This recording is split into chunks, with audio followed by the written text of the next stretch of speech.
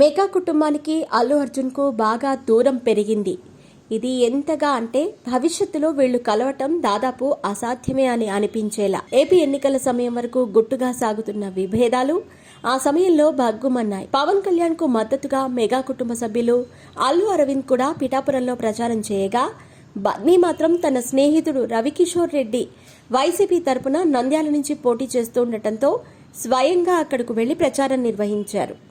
అప్పటి నుండి విభేదాలు మరింత తీవ్ర రూపం దాల్చాయి. పవన్ గెలుపొందిన తర్వాత కేవలం ట్వీట్తో అల్లు అర్జున్ సరిపెట్టాడు.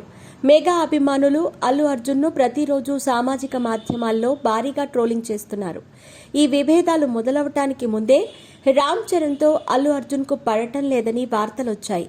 కానీ వాటిపై స్పష్టత రాలేదు.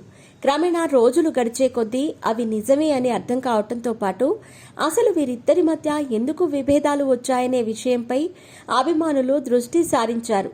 కానీ పూర్తి సమాచారాన్ని మాత్రం రాబట్టలేకపోయారు. షూటింగ్ పూర్తి చేసుకుని త్వరలోనే విడుదల కాబోతున్న గేమ్ చేంజర్ పై అల్లు అర్జున్ నెగటివ్ వ్యాఖ్యలు చేసినట్టు వార్తలొస్తున్నాయి. అయితే ఏ సందర్భంలో అతను మాట్లాడాడు, ఎవరి దగ్గర వ్యాఖ్యానించాడు, అసలు నిజంగా మాట్లాడా లేదంటే పుకార్లా అనే విషయంలో మాత్రం స్పష్టత రావటం లేదు. అల్లు అర్జున్ దగ్గర అల్లు అర్జున్ ఆర్మీ పేరుతో సోషల్ మీడియా సైన్యం ఉంది.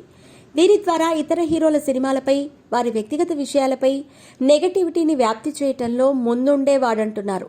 ప్రస్తుతం రామ్ చరణ్ విషయంలో కూడా బన్నీ ఇలాగే వ్యవహరిస్తున్నారని మెగా అభిమానులు మండిపడుతున్నారు.